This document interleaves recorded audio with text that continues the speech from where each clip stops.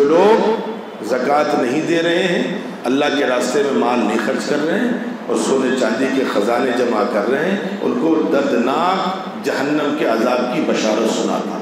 اور وہ عذاب کیسا ہوگا اس کو بھی کلیئر کر دیا. یوم یحمى علیہ فی نار جہنم. وہ اللہ تعالیٰ یہ زیور لے لیں گے، لاؤ اچھا اپنا سونا لاؤ، چاندی لاؤ، ہیرے لاؤ، جواہرات لاؤ. پھر اس کو اللہ تعالیٰ جہنم کی آگ میں گلائیں گے، تپائیں گے، اور پھر اس کی پیشانی، اس کی پشت، اس کے جسم کو اسے داغا جائے گا. صدیق اکبر نے فرمایا نہیں، اگر کوئی اونٹ کے باندھنے کی ایک رسی بھی دیتا تھا تو اسے دینی پڑے گی اور بیت المال میں دینی. سخت فیصلہ. گویا کہ آپ سوچئے کہ ان کی نظر میں ایک شخص جو زکوٰۃ نہیں دے رہا ہے، بقیہ ارکان پر عمل کر رہا ہے. میں یہ تو نہیں کہہ رہا ہوں کہ وہ مسلمان نہیں ہے، لیکن کہ وہ کس درجے کا گنہگار ہے کہ اس سے جنگ کرنے جا رہا ہے.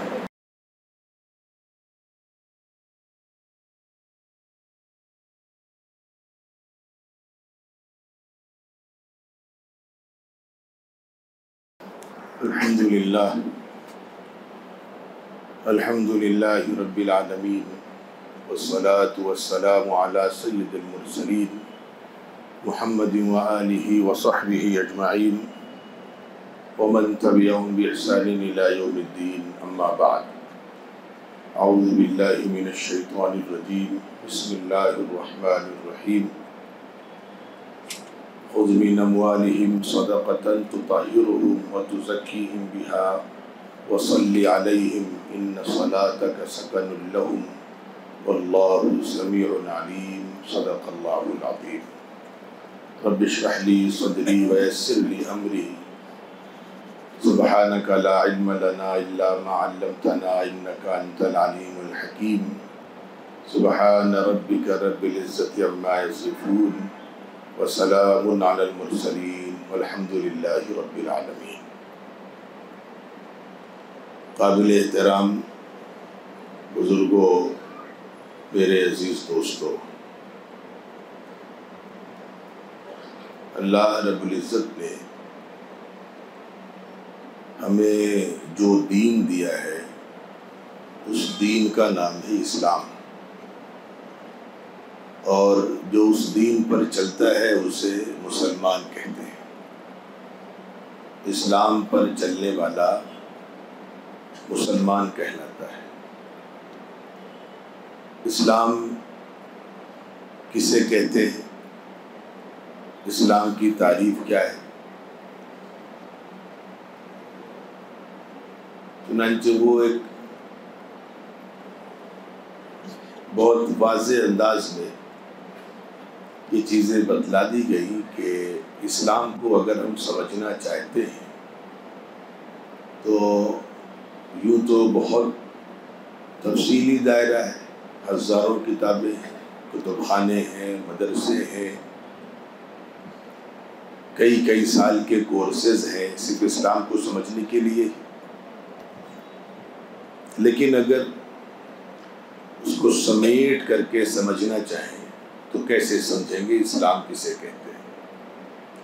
تو اس کے لیے حضور پاک علیہ الصلوۃ والسلام نے ارشاد فرمایا کہ 5 چیزیں ہیں جنہیں ہم یہ کہہ سکتے ہیں کہ ان 5 چیزوں کو بنیاد کہا گیا اسلام میں، کہ یہ اسلام کی بنیاد ہے. اس انداز سے تو اسلام کو سمجھا جا سکتا ہے. تفصیلات میں تو پھر اس کے لیے تو بڑا وقت چاہیے، بڑی کتابیں ہیں، الگ اس کا نظام ہے. 5 بنیادیں کیا کیا ہیں؟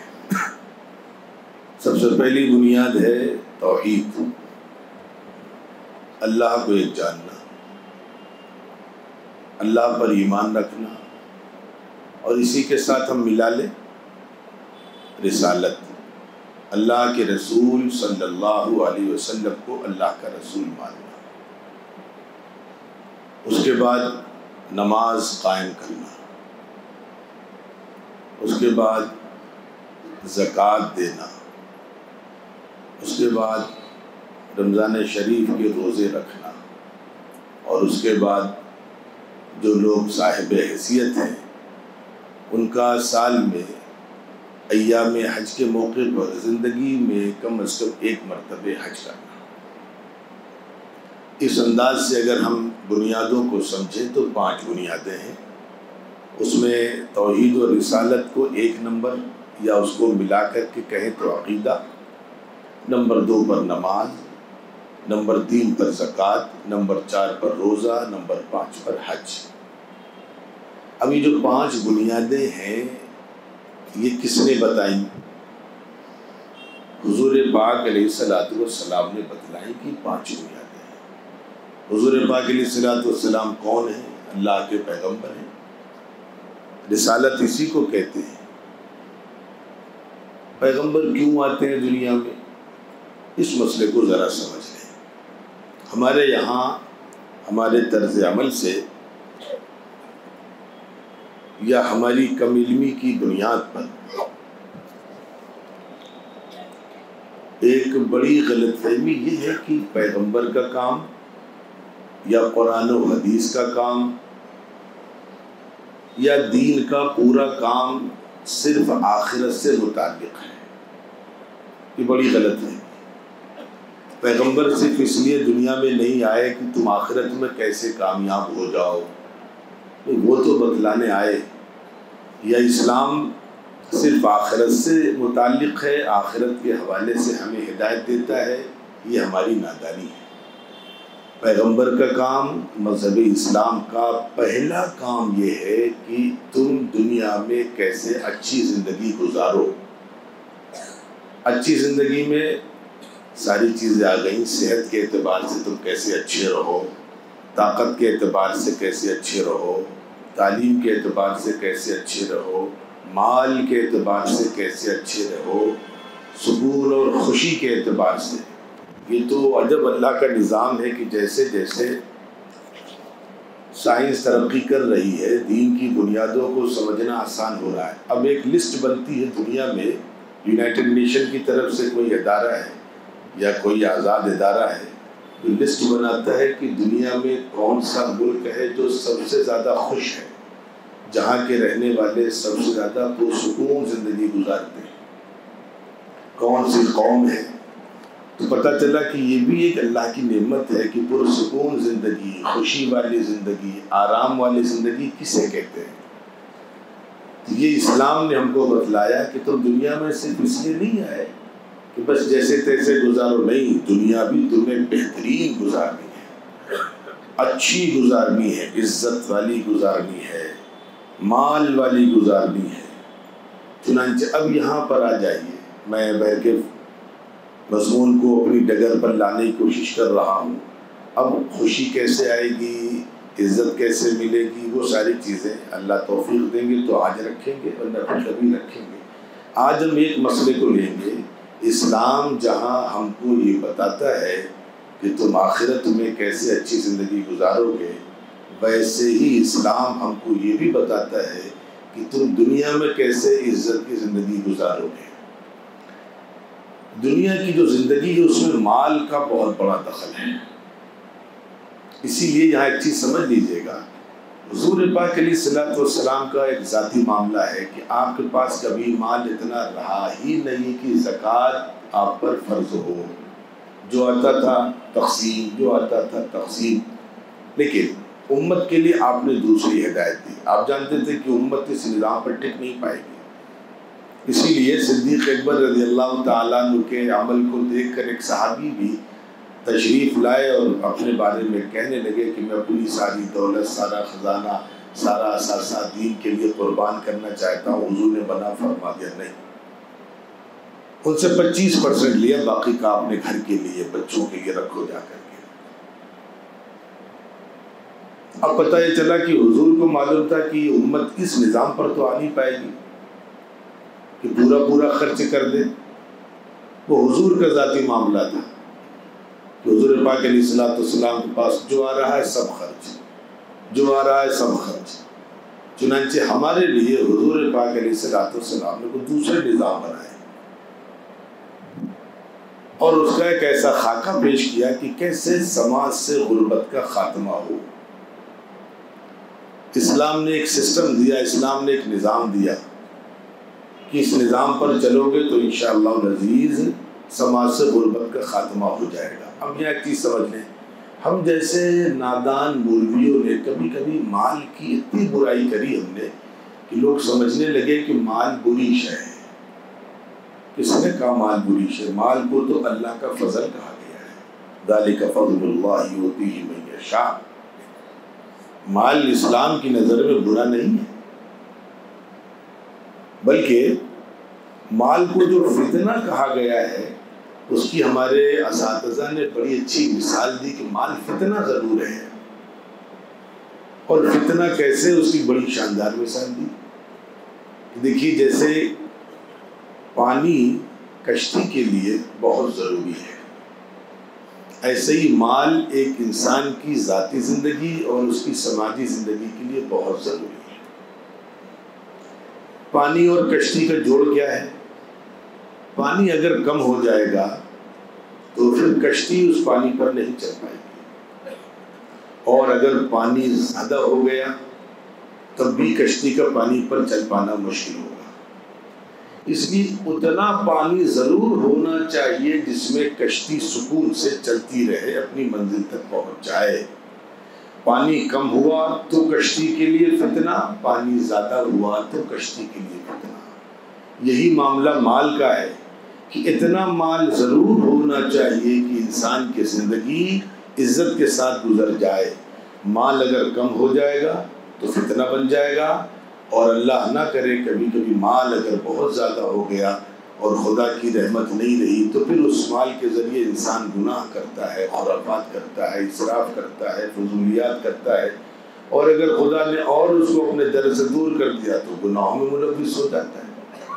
بلکہ نفس مال اسلام کی نظر میں بری شے قطعاً نہیں ہے، ہاں فتنہ ضرور ہے۔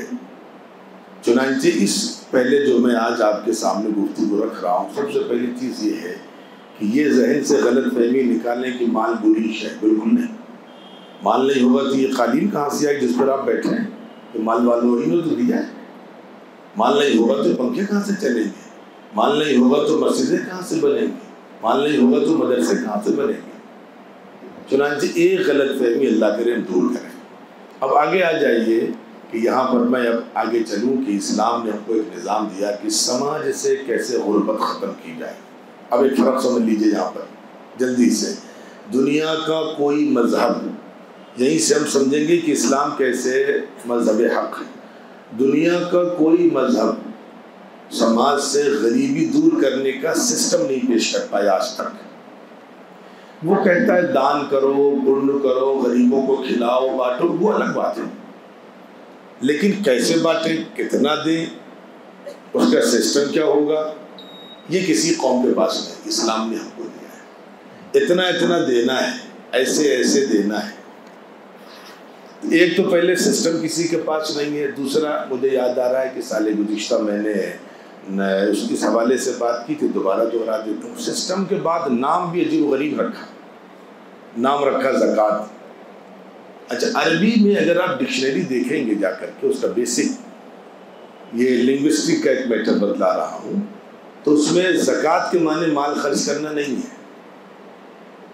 ہمارے مذہب اسلام چونکہ اللہ کا مذہب ہے، الفاظ بھی بہت ہی سلیکٹڈ ہیں، کمپلیٹ کہ لفظ ہی پورا مطلب بتلا دے۔ آپ دنیا میں کسی مذہب کا نام اتنا خوبصورت نہیں ہے۔ اسلام کے معنی کیا ہے؟ سلامتی۔ ہمارے یہاں مذہب کا نام کسی شخصیت سے نہیں ہے، اور لوگوں کے ہاں مذہب کے نام شخصیات سے ہیں۔ عیسائی مذہب عیسیٰ علیہ السلام سے جڑا ہے، ان کے نام سے۔ بدھسٹ مہاتما بدھ سے جڑ گیا ہے، وغیرہ وغیرہ، کچھ الگ بھی ہے۔ لیکن ہمارے یہاں انگریزوں نے بڑی کوشش کی کہ ہمیں محمدن کہا، انہوں نے جب ہندوستان میں آئے محمدن، لیکن ہمارے بڑوں نے کہا نہیں، ہمارا محمدن نام نہیں، ہمارا نام مسلمان ہے، جو اسلام نے، جو قرآن نے نام رکھا، سماکم المسلمین، تمہارا نام مسلمان رکھا ہے۔ تو ہمارے یہاں اسلام اتنا خوبصورت نام، جس نام میں ہی پوری تعریف کی، اسلام کا مطلب سلامتی، سکون، امن۔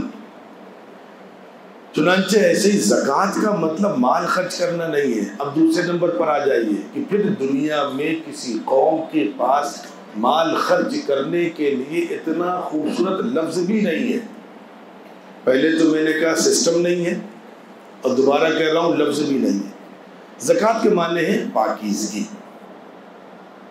چنانچہ اس میں ایک مفہوم پوشیدہ ہے کہ دیکھو اللہ کے بندو، تم جو اس سسٹم سے مال خرچ کرو گے اسے زکوٰۃ کیوں کہیں گے؟ زکوٰۃ اس وجہ سے کہیں گے، پہلی چیز کہ اس کے خرچ کرنے سے تمہارا دل، تمہارا مال پاک ہو جائے گا۔ کیسے پاک ہو جائے گا؟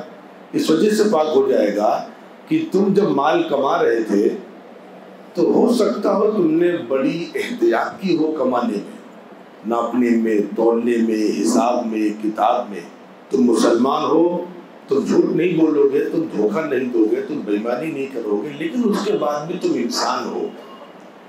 بہت احتیاط کے بعد بھی بہت ممکن ہے تم سے کہیں نہ کہیں کوئی بھول چوک ہو گئی ہو، کمانے میں ہی ہو سکتا ہو گئی ہو، پھر بیچنے میں بھی ہو سکتی ہو۔ اس لیے مال یہ زکوٰۃ میں خرچ کرو گے تو وہ جو مال تمہارا گندا ہوا ہے وہ مال انشاءاللہ تمہارا صاف ہو جائے گا۔ اب یہاں مطلب یہ نہیں معاذ اللہ کہ رشوت بھی لے رہے ہیں، بینک کا سود بھی کھا رہے ہیں اور زکوٰۃ دے رہے ہیں کہ مال پاک ہو، تو قطعاً نہیں پاک ہوگا چاہے پورا مال خرچ کر دے۔ اب میں نے گزشتہ جمعے چونکہ مسئلہ بتلایا تھا قالین کے حوالے سے، اس لیے بتلا دوں کہ بعض لوگوں کے حوالے سے کبھی کبھی اطلاعات ملتی ہے کہ ان کی آمدنی مشکوک ہے، تو خدارہ جن کی آمدنی مشکوک ہے وہ ایک کام کریں، تبھی مسجدوں میں پیسہ دیں، تبھی مدرسوں میں پیسہ دیں۔ میں صاف صاف کہہ رہا ہوں یہ مذہب اسلام ہے، یہ دنیا کا دوسرا مذہب نہیں کہ جو چاہے کرو، ایک بار گنگا نہا لو جا کر کے سارے پاپ دھل جائیں گے۔ نہ، یہاں تو حج کرنے سے بھی پاپ نہیں دھلتے، وہ تو دھلوانے ہیں، معاف کرنے ہیں، حق ادا کرنے ہیں۔ تو خدا کے واسطے اگر کسی کا مال مشکوک ہے، جیسے ایک صاحب کے پاس کچھ لوگ چندہ کرنے کے لیے گئے، انہوں نے بہت ایمانداری سے کہا دیکھیے مولانا ایسا ہے کہ آپ 100 روپے کی رسید کٹائیں۔ بڑی اونچی پوسٹ پر تھے، تو کہا اتنے بڑے بنگلے میں آپ رہتے ہیں اور 100 روپے کی رسید کٹا رہے ہیں، تو کہا دیکھیے بات سنیے صاحب، ہم لوگ جس دنیا میں ہیں وہاں حساب لگا پانا بڑا مشکل کام ہے، کون سا مال حرام ہے کون سا مال حلال ہے، لیکن ہماری تنخواہ اتنی ہی آتی ہے، جو تنخواہ ہماری آتی ہے ہم یہ مان کر چلتے ہیں کہ شاید یہ ہمارے لیے حلال ہو، اس لیے اسی میں سے ہم آپ کو دے رہے ہیں اور اسی میں سے مسجدوں میں دیتے ہیں، ہم اپنی اس دولت میں سے کچھ نہیں خرچ کرتے۔ تو میں نے کہا چلو کسی حد تک یہ احتیاط تو اس شخص نے کی۔ چنانچہ جو لوگ خدا نہ خواستہ اس احتیاط پر نہ عمل کر رہے ہیں اور بے دریغ اللہ کے راستے میں رشوت کا مال، سود کا مال خرچ کریں کہ اس انداز سے ہمارے گناہ دھل جائیں گے اور ہمارا مال پاک ہو جائے گا، ان کو ڈبل گناہ ہوگا۔ ایک تو گندا مال، اور دوسرا تم نے لگا کہاں دیا؟ مسجد میں، قالین میں، مسجد کے خراجات میں جہاں خدا کی عبادت ہو رہی ہے، تو ڈبل گناہ ہوگا۔ اس لیے اس غلط فہمی میں نہ رہے کہ زکوٰۃ ہر مال پاک کرتا ہے، نہیں، زکوٰۃ جو حلال طریقے سے کمایا جاتا ہے اس کے بعد بھی یہ امکان رہتا ہے کہ اس میں بہت سی کمیاں کوتاہیاں رہ گئی ہوں گی، اس لیے یہ مال خرچ کرو تب وہ مال پاک ہوتا ہے، اور سسٹم سے خرچ کرو۔ چنانچہ اللہ کرے کہ برکت یہ اس نظام کو ہم سمجھنے والے بنے۔ اب یہاں پر میں آج چونکہ بہت ہی زکوٰۃ کے حوالے سے تھوڑی باتیں آپ کی خدمت میں رکھوں گا۔ زکوٰۃ کے نظام میں ایک چیز اور سمجھ لیں، اللہ کا شکر ہے کہ جب زکوٰۃ کے نظام پر عمل کیا گیا تب تک دنیا میں غربت کا خاتمہ ہوا، مسلمانوں نے ترقی کی۔ زکوٰۃ کا نظام میں آپ کو ایک مثال سے سمجھاؤں۔ جب حضور پاک علیہ الصلوۃ والسلام اس دنیا سے اللہ کی طرف چلے گئے اور خلیفہ بنے حضرت ابو بکر صدیق رضی اللہ تعالیٰ عنہ، اس وقت صدیق اکبر کا جو مقام ہے اللہ کے رسول کے بعد، تمام پیغمبروں کے بعد، وہ یوں ہی نہیں ہے، اس لیے کہ اس موقع پر ابھی حضور دنیا سے گئے نہیں، اتنے فتنے کھڑے ہو گئے تھے کہ بڑے بڑے صحابہ کی ہمتیں ڈگمگا گئی تھیں۔ اور بڑے بڑے صحابہ میں نام لے لوں، اس میں سب سے مشہور نام ہے حضرت فاروق اعظم رضی اللہ تعالیٰ عنہ کا۔ جھوٹے نبی پیدا ہو گئے، بہت سے لوگ مرتد ہو گئے، اسلام چھوڑ دیا، تربیت ہوئی نہیں تھی، کسی لالچ میں آئے تھے، پھر اپنے مذہب پر چلے گئے اور کئی جگہ مسلمانوں سے جنگیں شروع ہو گئی، اور بہت سے لوگ مرتد تو نہیں ہوئے لیکن انہوں نے کہا ہم زکوٰۃ نہیں دیں گے، ہم زکوٰۃ نہیں دیں گے۔ صدیق اکبر رضی اللہ تعالیٰ عنہ نے اگر اس وقت وہ فیصلے نہ کیے ہوتے، وہ تو اللہ کا نظام تھا، ہدایت توفیق سب اللہ کی طرف سے تھا، لیکن بہرکیف سبب تو انہیں اللہ نے بنایا نا۔ انہوں نے سخت فیصلے کیے، انہوں نے کہا کہ نہیں، جو زکوٰۃ دیتا تھا اسے زکوٰۃ دینی پڑے گی، اگر نہیں دے گا تو ہم اس سے بھی جنگ کریں گے۔ وہ نماز پڑھ رہا ہے، وہ روزے کا قائل ہے، وہ رسالت کا قائل ہے۔ تو فاروق اعظم رضی اللہ تعالیٰ عنہ نے جا کر مشورہ دیا کہ حضور ابھی ہم کئی محاذوں پر الجھے ہوئے ہیں اور حضور کے جانے کا غم ہم پر الگ ہے، اس موقع پر ایک نیا محاذ کھولنا عقل مندی نہیں ہوگی۔ تو صدیق اکبر نے کہا فاروق تم ایسی باتیں کر رہے ہو، تم تو بہت دین کے معاملے میں بڑے بہادر ہو۔ تو جب ان لوگوں کو پتہ چل گیا کہ صدیق اکبر نہیں مانیں گے، جنگ کریں گے، تو انہوں نے ایک اور شرط رکھی۔ شرط یہ رکھی کہ اچھا ٹھیک ہے، ہم زکوٰۃ دیں گے لیکن ہم آپ کو نہیں دیں گے، ہم خود خرچ کریں گے، اپنے اپنے طور پر ذاتی طور پر خرچ کریں گے، بیت المال میں نہیں جمع کریں گے۔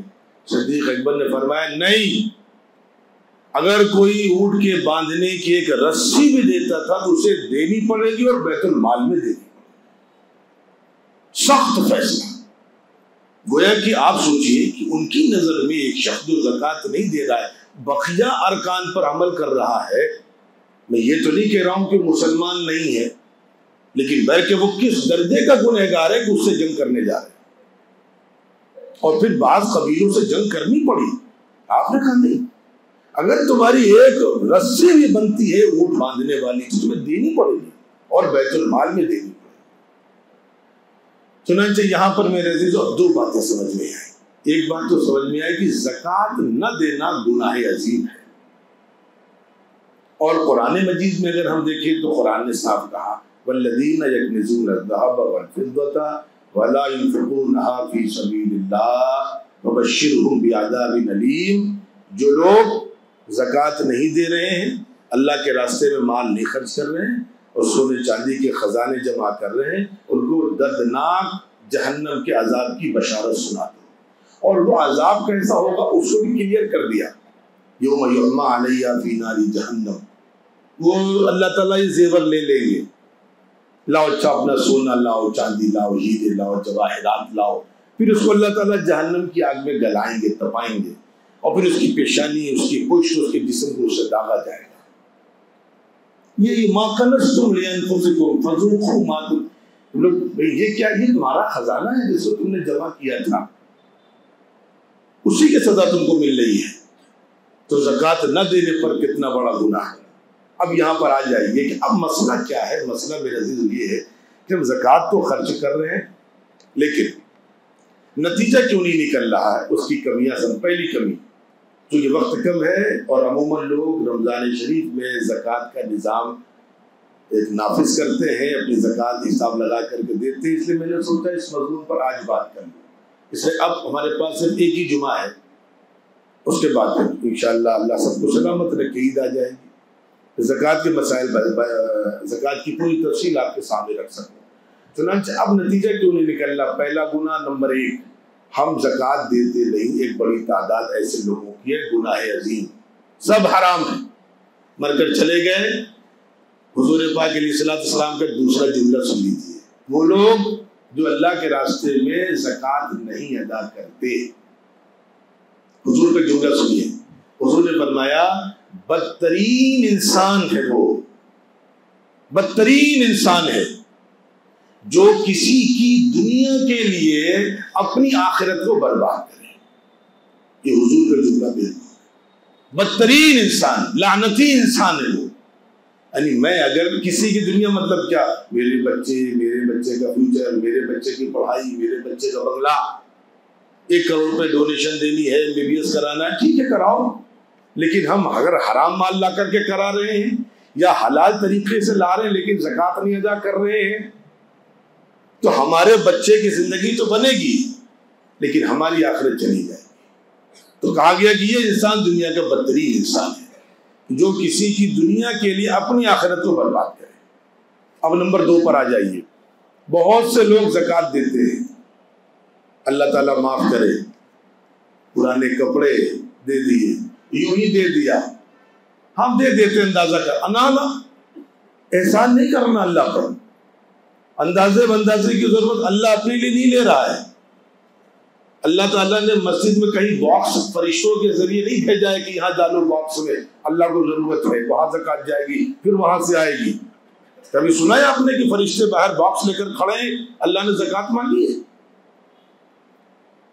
نہیں، اپنے لیے نہیں چاہیے، اس لیے اللہ تعالیٰ نے کہلایا، اس کا نظام بنوایا، پہلے پورا پائی کا حساب لگاؤ، پورا حساب لگاؤ۔ کیوں نہیں لگا سکتے بھائی؟ آج کل کمپیوٹر کی دنیا کیسی بات حساب نہیں لگ سکتا، اربوں خربوں لاکھوں کروڑ کے حساب بینک والے رکھ سکتے ہیں، تم 2-4 کروڑ 10 20 100 200 1000 کروڑ کا نہیں لگا سکتے؟ بالکل لگ سکتا ہے، ایک آدمی رکھو، پورا حساب پہلے پائی لگاؤ، اور جب حساب پائی لگ جائے اس میں 1% 2% بڑھا کر کے دو۔ یہ دوسرا کام کرنا ہے۔ پھر تیسرا کام کیسے زکوٰۃ دینی ہے۔ اب کل میرے پاس ایک سوشل میڈیا پر بڑا اچھا ویڈیو آیا، اب یہ کہ بلکہ وہ میں تفصیلات نہیں دیکھ سکا، کہ زکوٰۃ ایسا اللہ کا حکم ہے، آپ کیا سمجھتے صرف ہم کو دیا ہے؟ امت محمدیہ کو دیا ہے؟ آدم علیہ السلام سے لے کر حضور پاک علیہ السلام تک جتنے پیغمبر آئے سب کو زکوٰۃ کا حکم، سب زکوٰۃ دے گی۔ ہاں، وہ الگ بات ہے کہ بعض لوگوں نے اس میں خرد کی، کسی کے لیے زکوٰۃ سے استثناء نہیں، جو سب زکوٰۃ دے گی، تفصیلات الگ ہے، جزیات الگ ہے۔ اب اس میں یہودیوں کا تذکر آیا کہ یہودی دنیا کی سب سے مالدار قوم کیسے بنی، بلکہ جو صاحب سوشل میڈیا پہ بول رہے تھے اس میں کتنی صداقت تھی، تو قابل تحقیق مسئلہ ہے۔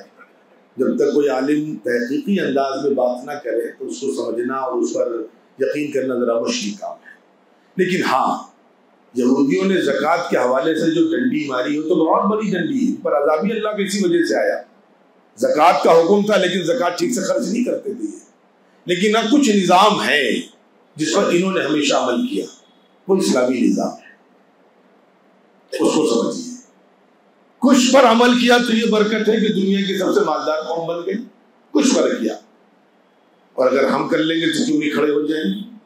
میں آج بھی کہہ رہا ہوں اس وقت بیٹھ کر کے، حکومت کی جو ہمارے ساتھ ناانصافیاں ہیں، ظلم ہے، ہماری حق تلفیاں ہیں، وہ اپنی جگہ مسلم، لیکن اس کے باوجود ہمارے پاس جو نظام ہے، جو سسٹم ہے، وہ اتنا مضبوط ہے کہ اگر ہم اس نظام کو ایمانداری سے نافذ کریں، یہ الگ بات ہے کہ حکومت سے اپنے مطالبے کرتے رہیں، یہ مطلب یہ نہیں کہ مطالبے بند کر دیں، لیکن اس کے باوجود اس نظام کو ایمانداری سے نافذ کریں تو آج بھی ہم اس امت کی غربت کو ختم کر سکتے ہیں۔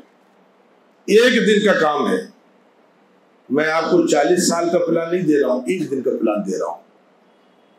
اب بلکہ اس وقت زکوٰۃ کے مسئلے پر بات کروں گا، دوسرا کوئی مضمون نہیں آئے گا، ورنہ مرکزی جو پیغام ہوتا ہے دائیں بائیں ہو جاتا ہے۔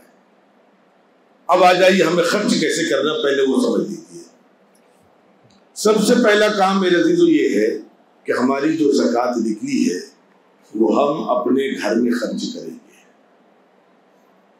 اپنا سگا بھائی، جو لوگ فتویٰ مسئلہ سمجھنا وہ بعد میں ملنے، میں اس وقت فتویٰ دینے نہیں بیٹھا ہوں، لیکن مختصر اتنا سمجھے کہ ہم پر ضروری ہے کہ ہم پہلے اپنی زکوٰۃ اپنے گھر پر خرچ کریں، باہر بالکل مت دیں۔ ہمارے یہاں بڑی پریشانی، بیچ میں عرض کر دوں، کوئی بھی آ رہا ہے، مسجد میں کھڑا ہو رہا ہے، اعلان کر رہا ہے، دروازے پر کھڑا ہو رہا ہے، اعلان کر رہا ہے، اس کے سلسلے میں آپ سے ایک گزارش، آپ تحقیق کریں پہلے ضرور، بغیر تحقیق کے آپ دیں گے وہ آپ کی زکوٰۃ ادا نہیں ہوگی، چاہے اس کی داڑھی کتنی لمبی کیوں نہ ہو۔ اس لیے کہ آج کل آپ دیکھ رہے ہیں سوشل میڈیا پر کتنے غیر مسلم وہ داڑھی رکھ کر کے، ٹوپی لگا کر کے اور رسیدیں لے کر کے نکلے ہیں، وہ ویڈیوز وائرل بھی آپ دیکھ چکے، اس کی طرف توجہ نہیں دینا۔ اس لیے پہلی گزارش ہے کہ آپ تحقیق ضرور کریں، ہاں ان کو دیں، تحقیق کے بعد ضرور دیں، تب زکوٰۃ ادا ہو جائے گی، لیکن بعد میں دیں، پہلے اپنے گھر کو دیکھیں خدا کے واسطے۔ جب تک اس نظام پر نہیں چلیں گے، زکوٰۃ کا جو مقصد ہے، آپ کی زکوٰۃ بھلے ہی ادا ہو جائے، مقصد نہیں حاصل ہوگا۔ ہر جگہ پر اپنے نظام کو دیکھیں گے۔ دیکھیے میں آپ کو سسٹم بتلاؤں، پہلے اپنا گھر دیکھیں گے ہم، گھر کے بعد اگر گھر سے کام کوئی نہیں ہمارے یہاں تو خاندان دیکھیں گے، خاندان میں کوئی نہیں تو رشتہ دار کو دیکھیں گے، رشتہ دار سے بچی تو محلہ دیکھیں گے، محلہ شہر نہیں، محلہ، اپنی گلی سب سے پہلے، پھر دوسری گلی، پھر تیسری گلی، پھر محلہ بچا تو شہر دیکھیں گے، اور پھر شہر بچا تو باہر جائیں گے۔ حضرت ابو بکر صدیق رضی اللہ تعالیٰ عنہ کی بیٹی ہیں، اور چھوٹی موٹی بیٹی نہیں ہے، امام الانبیاء کی بیوی ہیں وہ، اور ہم سب کی روحانی ماں ہیں وہ، اور حدیث کا آدھا خزانہ انہی سے مروی ہے، ہزاروں صحابہ ان کے شاگرد ہیں۔ اس کا شکار ہو گئے دو چار لوگوں سے، انہوں نے بھی کچھ وہ بات کہہ سنی، ان کی ماں کو بات پتہ چلی، غالباً مستح نام تھا، ان کی ماں بہت ناراض ہوئی، کہا مستح تم ہلاک ہو جاؤ، اپنے بیٹے کو بد دعا دی۔ اور صدیق اکبر کو جب پتہ چلا تھا تو میرے عزیز تھے، اور تم سب جانتے ہو میرے بارے میں، میری بیٹی کے بارے میں، حضور کے بارے میں، یہودیوں کی سازش کے تم کیسے شکار ہو گئے؟